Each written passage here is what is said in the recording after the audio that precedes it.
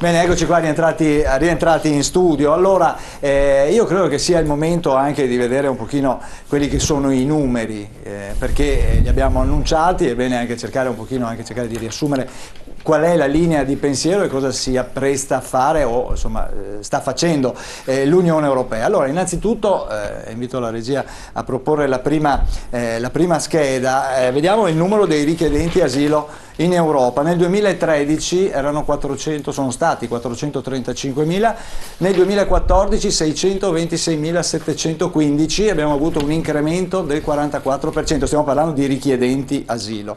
Hanno ottenuto una forma di protezione, quindi come profugo, rifugiato o quant'altro, 185.000 persone, questo in tutta Europa. Vediamo anche la grafica successiva che ci dice invece quelle che sono state le richieste d'asilo nei vari paesi dell'Unione. Abbiamo la Germania che è in testa con 202.000 richieste che rappresentano il 32% del totale, chiaramente, delle richieste.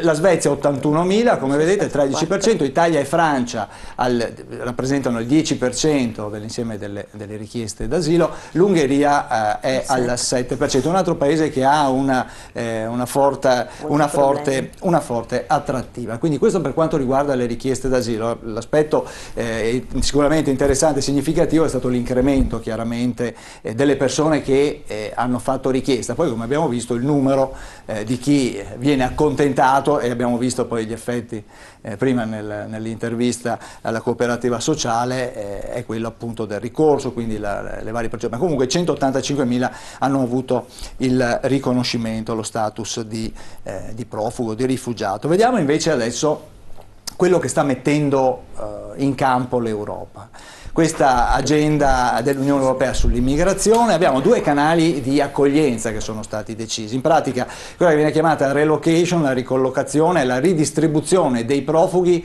che sono già presenti però in Europa, e questa conosceremo il numero, dopo vedremo.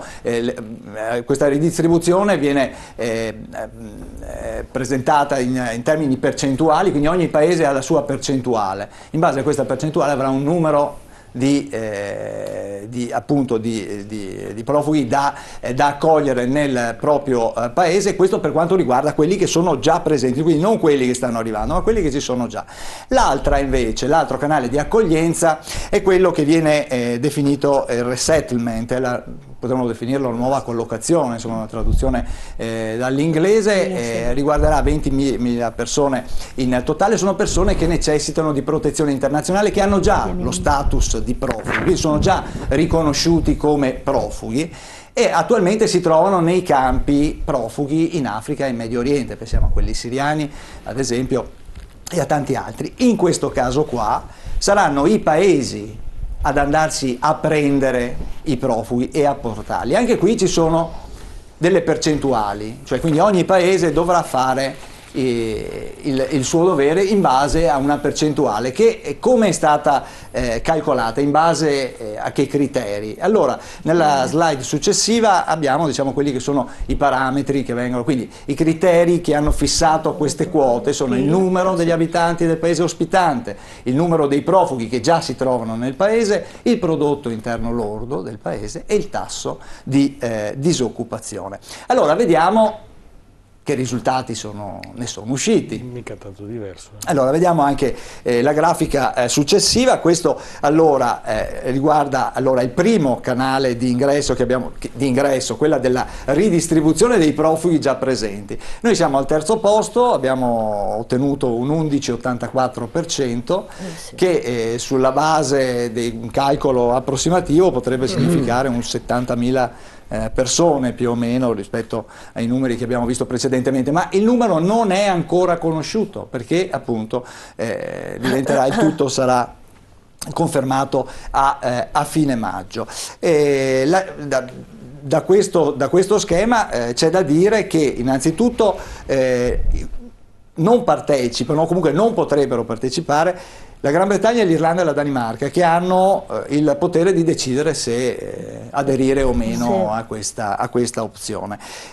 La Germania in particolare è interessante perché passerà dal 32% dell'anno scorso al 18,4%, quindi un numero decisamente inferiore, così anche la Svezia, che appunto dal 13% passerà al 2,2%. Qui non c'è, appunto perché le percentuali minori non le abbiamo inserite. La fila era molto lunga, ma chiaramente ci sono dei paesi che magari prima non ospitavano e che adesso invece si troveranno a dover fare il loro dovere. Vediamo anche per quello che riguarda invece come abbiamo detto, la nuova collocazione, quindi quello che riguarda i profughi che hanno già lo status di profugo.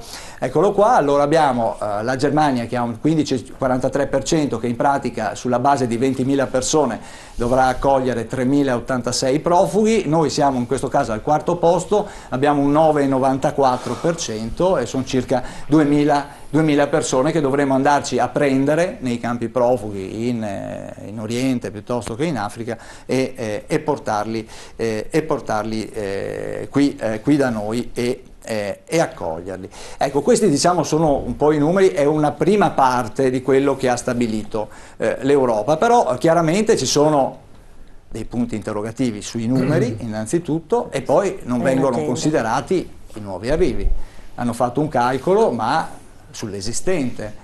Il problema, e l'abbiamo visto stasera, sta nel fatto che questo è un fenomeno che è in continua evoluzione e che ci dice potenzialmente, perché è vero che fanno le proiezioni e dicono ci sono milioni di profughi pronti ad arrivare, però anche su questo insomma si può essere un po' scettici. Quindi non è detto che necessariamente debba continuare così anche nei prossimi 20 anni.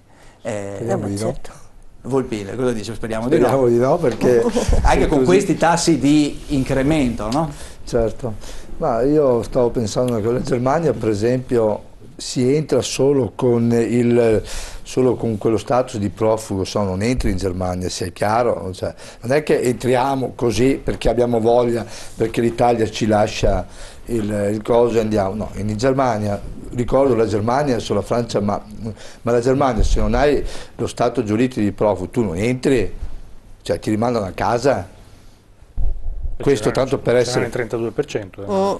Esatto, cioè, però adesso questi qua che verranno, voglio dire, hanno tutti il diritto di muoversi. Questo voglio dire, signori miei, quando partono da qua con la documentazione, perché lei sa bene, sappiamo bene tutti quanti che una volta vengono qua, dove arrivano devono essere identificati e poi vanno smistati. Adoperiamo questo termine che se non è corretto. Certo, smistati, certo. Mi è venuto così spontaneamente. Vengono smistati. È chiaro che questi una volta che li abbiamo qui, poi se no, dopo tutto quel periodo trascorre, perché ci vuole tempo. Dove vanno? Vanno in altri paesi perché vogliono andare via, perché non, come giustamente abbiamo detto prima. Ma la Germania... Questo secondo lei è un sistema che regge? Ad esempio, adesso, secondo quello che stava dicendo, ad esempio, c'è un problema, ad esempio, dei ricongiungimenti familiari. Penso a tutti quelli che intraprendono un viaggio piuttosto che... Ma in effetti le domande che poi noi andiamo a vedere, che adesso la questura non le fa più, ma le fa gli uffici della prefettura, tutti i ricongiungimenti. Cioè, signori miei, per fortuna ci sono delle regole molto ferree. Io voglio ricordare una cosa, che adesso, quando noi parlavamo dello stato di rifugiato politico, non serve mica per fare lavorare, non serve mica presentare un CUD, non serve presentare nulla, quello gli viene dato in maniera continuativa perché è una persona che ha rischiato la vita, una persona che viene dalla guerra. Che viene dalla guerra, quindi non ha bisogno di dire devo rinnovarlo, bene. Uno normale deve lavorare, presentare un CUD, presentare una certificazione dove abita, deve presentare una serie di documenti. Questo qui dice io sono qui, devo rinnovare il permesso di soggiorno, punto. Cioè, non so se sia giusto anche rispetto alle altre persone che lavorano. Cioè, questo è da tenere in considerazione, che è importante secondo me. E poi anche un'altra cosa, bisogna queste persone quando vanno via, io lo dicevo prima in maniera molto simpatica, sapete, ma quelle persone che non hanno questa identità di rifugiato politico e sono qua. Condizioni giuridiche. E questo, anche questi fanno paura, ma non diversamente gli altri, sono identici perché poi non c'è lavoro, non si sa dove vanno. E poi vorrei dire un'altra cosa, quando vanno nelle case, dicevamo il sindaco, mica lì che il sindaco non ha potere e quant'altro, è vero, dice una cosa giusta, però c'è anche una normativa che dice che se io ospito una persona a casa mia, deve essere anche rilasciata l'autorizzazione dalla pubblica sicurezza per dire io entro le 48 ore devo dire che a casa mia c'è Gianfranco Volpin. Cioè, non lo dimentichiamo, signori miei, questo è un obbligo che deve essere fatto. Infatti rispetto a questo voglio dire una cosa, che il problema di questi migranti, perché questa non è una soluzione opportuna e idonea per come siamo messi, e vi spiego anche perché intanto entreranno, si paventa, circa 800.000 persone, ma il problema è per non identificare... Questi numeri da dove vengono? Sì, io li ho presi online. Adesso guardi, ho tutti i giornali, Mattino di Padova, arrivati altri 15 migranti oggi, la replica, cioè tutto quello che prendo io lo prendo diciamo, quindi a parte ciò comunque è il vicepresidente della Camera, il nostro Di Maio, che ha postato un tweet dove ha detto non bisogna... Di Maio adesso fa testo. Guardi, il vicepresidente della Camera non penso che non abbia, come dire, è un membro istituzionale, non vedo perché non bisogna dire quello che ci dicono i nostri portavoce. Perdoni, voi avete i vostri, come dire, referenti e noi abbiamo i nostri, quindi bisogna anche rispettare che entrano 800.000 persone, cioè mica un dato io però voglio dire una cosa, il problema si porrà, e ritorno a quello che stavo dicendo e chiudo la chiosa, per quello che non sarà identificabile, cioè toccherà a noi poi rimandarli indietro a nostre spese, cioè su chi ricadrà sui cittadini. Adesso arriviamo anche a questo sarà un problema. Adesso arriviamo anche a questo. Sulla tabella c'è una cosa interessante da dire, dove si vede per l'ennesima volta la mancanza di capacità ancora di imporsi dello Stato italiano. Hanno fatto vedere il PIL. Peccato che non hanno fatto vedere il rapporto debito-PIL, perché per l'Italia è del 135% e cresciamo con il PIL dello 0,3%. Certo. Però veniamo messi subito dopo la Germania e la Francia. Fa ridere sta cosa, fa sorridere. Perché il Veneto, che ha un residuo fiscale di 20 miliardi, potrebbe anche da solo magari dare ospitalità veramente a questa gente e metterla in grado di lavorare. Ma per l'Italia, ripeto e ribadisco, analizzare il PIL e trascurare che c'è un debito pubblico di 2.200 miliardi significa che la Mogherini è andata lì e non conosce i dati dell'Italia, perché non doveva essere al terzo posto, doveva essere al 20° posto. Non è in grado di fare assolutamente nulla per dei migranti.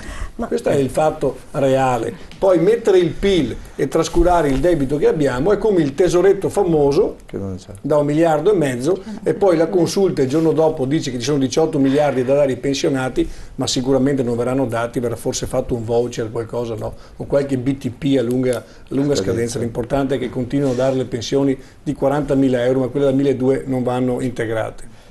Questo per dire comunque in sintesi che è troppo facile prendere dei dati così, buttarli e fare una graduatoria. 11,84%. È ridicola sta cosa qua, tenendo conto del debito pubblico italiano che è insormontabile e che lo paghiamo sempre noi. Certo che continua a aumentare. No, quello che volevo dire, continuando al concetto della dichiarazione, che poi quelli che vengono denunciati lo sappiamo e quelli che li ospitano che noi non lo sappiamo, sa quanti sono? Anche quelli che scappano, Anche quelli che scappano e questi qua. Però ritornano indietro, perché noi abbiamo, guardi, abbiamo firmato, da affrontare. Noi abbiamo firmato anche gli accordi di riammissione degli immigrati clandestini, cioè quelli che vanno paradossalmente in Austria, no? Ci ritornano indietro. Certo, vengono fermati alla frontiera. Allora noi dobbiamo dire le cose come stanno, lo vogliamo risolvere o non lo vogliamo risolvere questo problema? Per risolverlo dobbiamo avere voce in capitolo a livello comunitario e quando proponiamo qualcosa devono essere proposte realizzabili. Questa è la prima cosa, altrimenti ci giriamo intorno e alla fine provochiamo soltanto povertà per l'Italia, null'altro. Vediamo cos'altro si propone l'Europa, allora invece praticamente, diciamo, cos'altro ha inserito in questa agenda per l'immigrazione. Se la regia vuole proporci quella successiva, allora dovremo vedere adesso i fondi per l'operazione Triton Poseidon. Sono stati triplicati, con lo scopo innanzitutto poi di ampliare le regole di ingaggio, i confini geografici della missione, missione che avrà il compito di monitoraggio delle frontiere, salvataggio delle persone in mare. Insomma, il modello resta quello di Mare Nostrum, quello che negli anni scorsi ha sostenuto l'Italia da sola. Poi invece per quanto riguarda invece il riconoscimento dello status di rifugiato, c'è questa procedura che hanno battezzato hotspot. Allora c'è una collaborazione tra Europol, Frontex, l'European Asylum Support Office per velocizzare appunto le procedure di asilo per i bisognosi di protezione. A Frontex, come dicevamo prima, Frontex e agli Stati viene demandato l'onere di rimpatriare i migranti che non hanno il permesso di soggiorno, quindi ai quali non viene riconosciuto lo status. Andiamo avanti ancora, così dopo.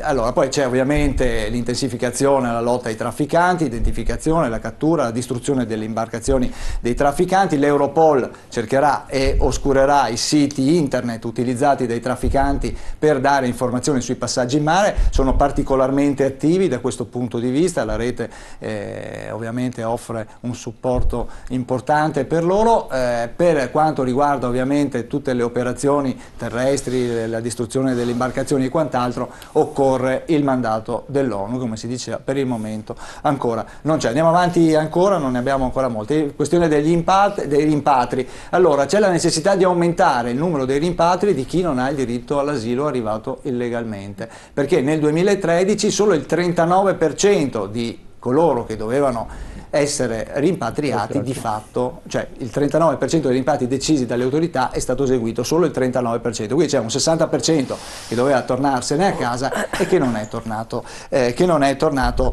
a casa ancora. E adesso vediamo e mai tornerà, e mai tornerà, perché probabilmente magari non sappiamo nemmeno dove si trovano. Ecco, per fermare l'immigrazione nei paesi d'origine.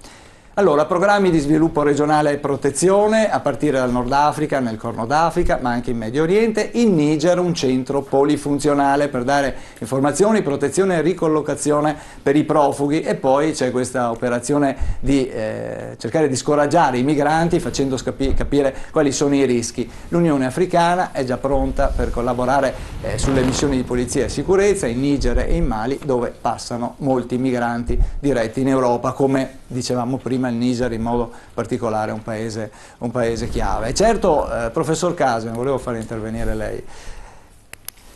È certo che, insomma, possiamo dire che l'Europa ha partorito un topolino?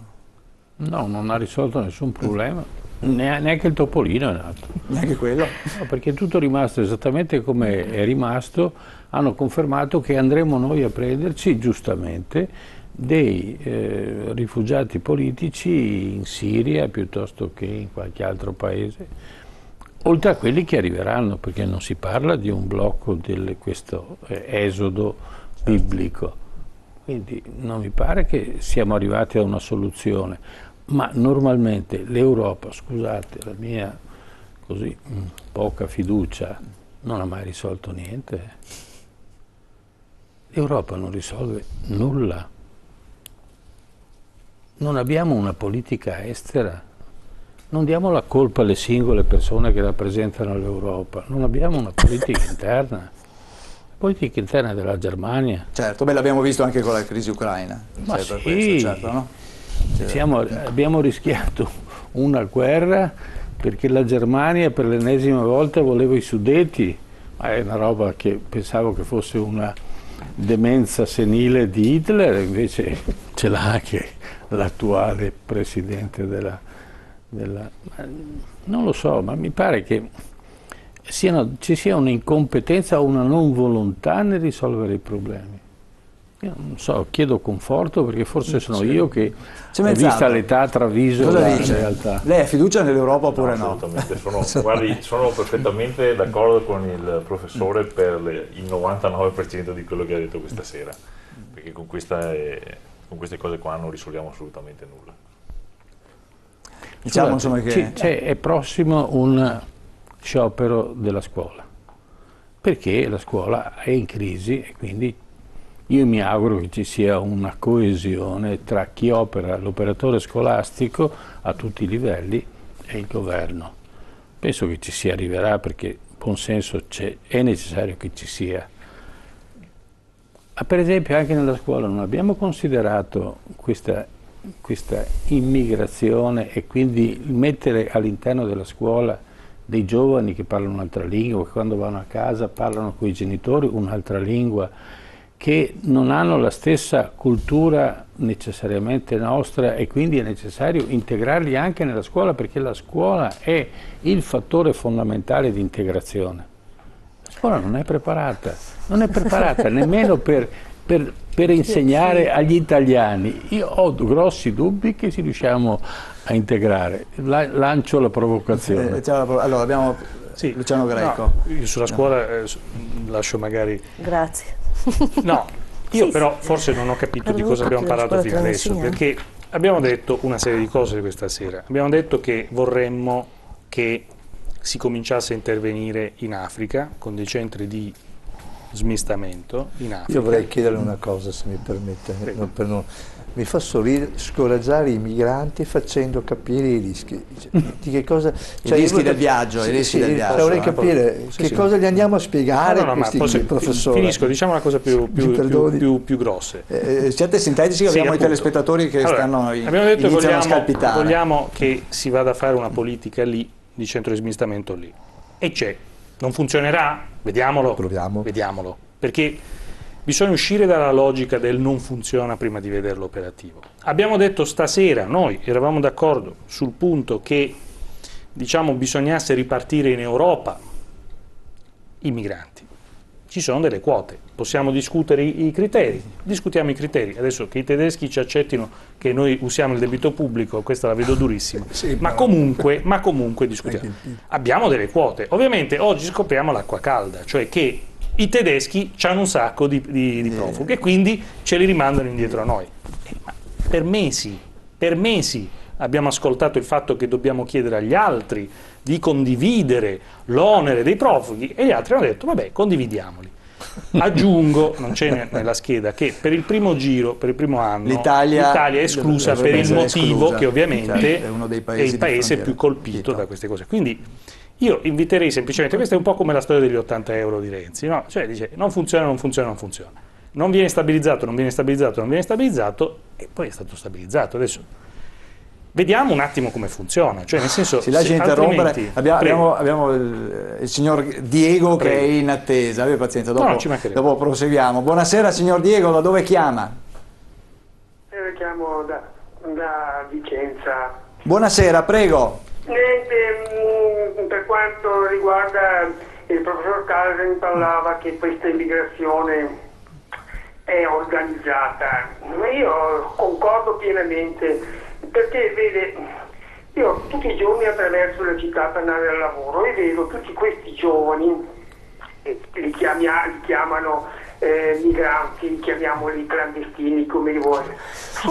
Io mi sono posto questa domanda. Quelli che vedo qui in città sono tutti giovani e maschi.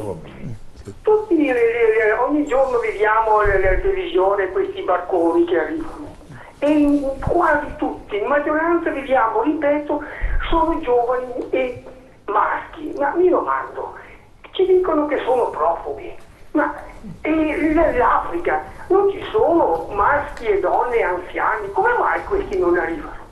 E poi, penso anch'io che ci sia qualcosa di organizzato. Poi ci dicono anche che in maggioranza, buona parte, quasi sono di religione musulmana, e mi viene qualche altro dubbio. Come mai? Ecco, vorrei, se non mi si dicesse se forse io vedo male.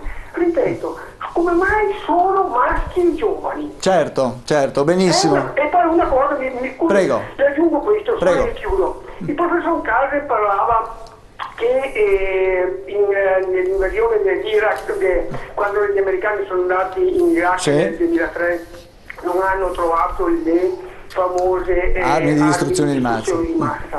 Nel 2013, quando si è parlato di Assad in Siria aveva quelle armi, che le ha usate, si è parlato, poi non se ne è più accennato, però si è parlato che probabilmente lui, che le avevano da anni, erano quelli che aveva Saddam Hussein, che poi prima dell'invasione le ha trafugate e le ha fatte arrivare in Siria. Ho capito, all'epoca, mi ricordo. Sono state spostate. Grazie signor Diego. Grazie. Adesso le rispondiamo. Adesso abbiamo anche il signor Giancarlo. Buonasera signor Giancarlo, da dove chiama? Sì, buonasera, dalla provincia di Ferrara. Buonasera, prego. Io volevo fare una domanda al signor del PD. Luciano Greco. Partito Democratico, se non sbaglio. Sì. Aggiunga, completi la frase. E poi vorrei che mi rispondesse sia lui che il professor Casa. Sì. Perché io di Casa mi fido tantissimo. Ecco. Visto che vi chiamate Partito Democratico, sappiate intanto che noi non li vogliamo gli stranieri d'Italia. Premetto che sono disoccupato esattamente oggi da 3 anni. 3 anni oggi sono disoccupato. Chi mi aiuta? Lei? Io lascio il numero e poi lei mi richiama. Lasci il numero, mi dia il numero. E poi voglio fare una domanda. Sì, dai, facciamo questa domanda, signor Giancarlo. Perché non si può fare? Perché, visto che, sto per dire una cosa che è la più democratica che ci sia, perché non si può fare in Italia un referendum per capire quanti italiani sono d'accordo con questa invasione e quanti come me non li vogliono? Perché non si può fare un referendum in Italia per quello che riguarda l'immigrazione? Perché badate, è una cosa enorme questa, Questa cosa qui mi ha portato il 60-70% di tasse alle aziende. Benissimo. Una tassazione alle stelle per colpa dell'immigrazione, rendiamoci conto di quello. Certo. E poi volevo dire una cosa al signor Semenzato. Sì? Che io adesso voto Lega. Signor Semenzato, voi siete vicini a Casa Pound e fate bene, continuate così, perché badate, ci siamo in tantissimi che votiamo Lega, ma siamo estremi. È stato chiarissimo. Tantissimi estremi, praticamente fascisti che votiamo avevamo capito. Dovete essere molto più aggressivi. Grazie signor Giancarlo. Grazie, buona serata.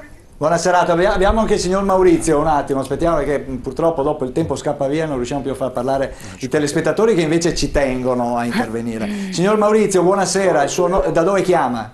Buonasera, sono Fabrizio e parlo da Padova. Buonasera. Ah, Fabrizio, sì, intanto per cominciare vorrei dire che al 100% condivido quello che ha detto il professor Casey, perché tutto parte da là, è tutto organizzato e coloro i quali pensano che attraverso l'Europa si riesca a risolvere qualcosa sono dei grandissimi illusi, perché tutto parte da là e noi abbiamo un governo che purtroppo non esiste, di un bimbo tax che continua solamente a fare proclami e insieme a lui tutta quanta la banda dei suoi adepti, a cominciare da quella che abbiamo messo, che è stata messa là in Europa, che conta come 2 di picche. Ecco, e al di là di questo vorrei anche dire alla signora là, che è una professoressa di diritto, che Teresa Lapis, bisogna anche insegnare i doveri, perché chiunque deve avere presente che oltre ai diritti esistono anche i doveri, e qua i doveri mi pare che tutti quanti se li siano dimenticati, perché qua arrivano che sanno benissimo quali sono i loro doveri, ma non sanno assolutamente, sanno benissimo quali sono i loro diritti, mi scusi, arrivano qua che sono già insegnati e sanno già tutto, ecco, non sanno bene quali sono i loro doveri, insegnateglielo per favore. Benissimo, grazie a tutti. Grazie Fabrizio. Grazie, buona serata. Allora, vogliamo rispondere ai telespettatori o abbiamo ancora un break pubblicitario? O preferite aspettare la pubblicità? No, ma io tanto era solo una battuta se voleva. Prego. No, intanto al signor Giancarlo di Ferrara ci eravamo sentiti l'altra volta, questa volta non mi ha dato del comunista, quindi vuol dire che stiamo migliorando. Ah, l'aveva riconosciuto. Sì, io sono fisionomista anche all'orecchio. Adesso fuori dalla battuta, io non lo ricordavo. No, invece io sì. Fuori dalla battuta, insomma, è come dire, è un problema, è come dire, ma quanti votano a favore del tumore? Nessuno, cioè è un ragionamento stupido, cioè è un problema, nessuno è favorevole al problema. Il problema è che semplicemente voi dovreste chiedere ai politici le soluzioni, perché capite che la soluzione è dire non voglio il problema, è una soluzione di un bambino, cioè dice no, non basta che non esista più il problema, sono d'accordo. Ora, sulle soluzioni possiamo discutere. Seconda questione, il ruolo dell'Unione Europea.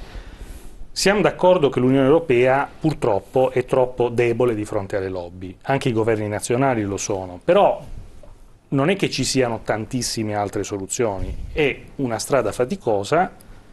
Secondo me il passo che è stato fatto in questi giorni è un passo avanti rispetto a quello che dovremmo fare. È arrivato troppo tardi perché è arrivato dopo le morti, ricordiamoci che questo passo avanti è arrivato perché arriva dopo la tragedia del 18 di aprile. Però adesso io non vedo quali siano le altre soluzioni possibili e praticabili nel breve termine, in assenza, con un'Italia che insomma dovrebbe provvedere da sola alle questioni. Ricordiamoci anche che i fondi che vengono utilizzati sono fondi europei e l'Europa è un condominio, cioè in parte quei soldi li abbiamo messi anche noi, quindi è importante provare a collaborare, insomma, l'abbiamo chiesto noi. Quindi, certo, c'era qualcuno che voleva aggiungere, se no andiamo un attimo in pubblicità, dopo facciamo l'ultimo scampolo di trasmissione. A tra poco.